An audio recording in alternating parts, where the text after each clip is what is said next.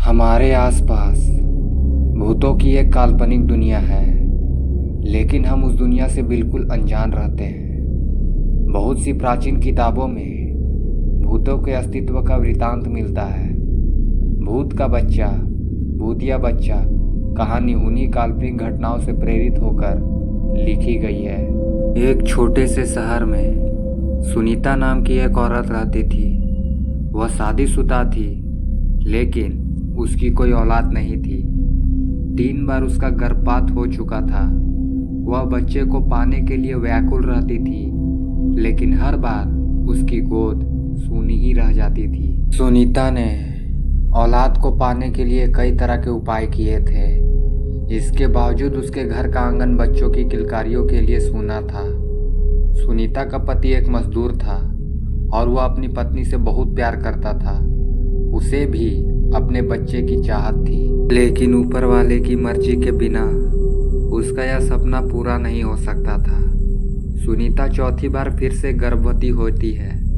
इस बार दोनों बड़ी उम्मीद से गर्भ के बच्चे का ख्याल रखते हैं। सुनीता का पति उसके खाने पीने की बहुत सी चीजें लाकर रख देता है और कहता है कि इस बार तुम्हें अपने बच्चे को पूरा पोषण देना होगा, जिसके लिए तुम्हें मजबूती से खाना पीना होगा और अपना ध्यान भी रखना पड़ेगा। सुनीता अपनी पति की बात सुनकर सर हिलाती है। दरअसल वह अंदर से टूट चुकी है।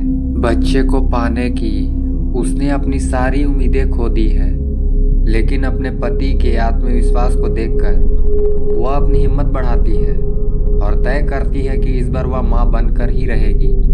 आधी रात होते ही सुनीता के पेट में दर्द शुरू हो जाता है। अचानक सुनीता के पति की नींद खुलती है और वह सुनीता को अपनी गोद में लेटाकर हौसला देता है। जब दर्द बर्दाश्त के बाहर होने लगता है तो वह अपनी पत्नी को अपनी पीठ में लादकर अस्पताल के लिए भागता है। रास्ते में सुनीता बेहोश हो जाती है। सुनीता का पति उसे वहीं जमीन पर लिटा लेता है और जोर जोर से मदद के लिए चिल्लाने लगता है। तभी पास में स्थित शमशान से एक चंडाल निकल कर आता है। उसके हाथ में एक पानी का गिलास होता है। वह आते ही सुनीता के चेहरे में पानी छिड़कता है। सुनीता धीरे धीरे अपनी आंखें खोलती है। तभी सुनीता की प्रसव पीड़ा बढ़ने लगती है। सुनीता का पति उसे जोर से पकड़ लेता है और उसका हौसला बढ़ाने लगता है। शमशान का चंडाल अपने कपड़ों से राख निकालकर सुनीता के पेट में लगाता है, जिससे सुनीता की तकलीफ शांत हो जाती है और कुछ ही पल में एक बच्चा पैदा होता है। लेकिन काफी देर तक जब बच्चे में कोई प्रतिक्रिया नहीं होती तो सुनीता रोने लगती है, क्योंकि यह सुनीता का चौथा बच्चा था जो पैदा होते ही उसे छोड़ गया।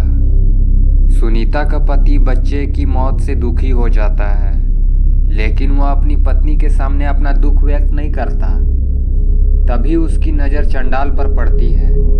चंडाल हाथ जोड़कर आंख बंद किए हुए कोई मंत्र पढ़ रहा होता है। अचानक सुनीता के बच्चे की आंख खुल जाती है और वह किलकारी मारकर रोने लगता है। बच्चे की किलकारी सुनते ही सुनीता और उसके पति अपने बच्चे को गले से लगाकर चूमने लगते हैं। कई सालों बाद उन्हें संतान का सुख प्राप्त हुआ था। दोनों शमशान के चंडाल को धन्यवाद देते हैं और उसके चरणों में गिरकर उसका अभिवादन करते हैं। चंडाल बिना कुछ बोले शमशान में वापस लौट जाता है।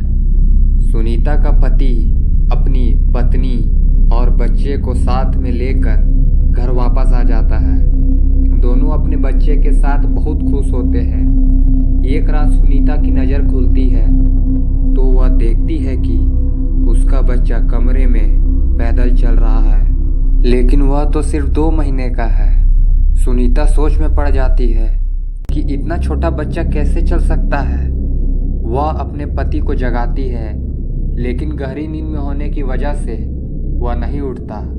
सुनीता डरते हुए अपने बच्चे को गोद में उठाकर बिस्तर पर लेटा लेती है, लेकिन उसके मन में डर की दस्तक हो चुकी थी। सुबह होते ही वह अपने पति से रात की बात बताती है। सुनीता के पति को उसकी बात पर भरोसा नहीं होता। उसे लगता है सुनीता ने कोई सपना देखा होगा और उसी को सच मान बैठी है। वह सुनीता को समझाता है और अपने काम में चला जाता है। अपने पति के जाते ही सुनीता अपने बच्चे को पालने में लेटाकर घर के काम करने लगती है।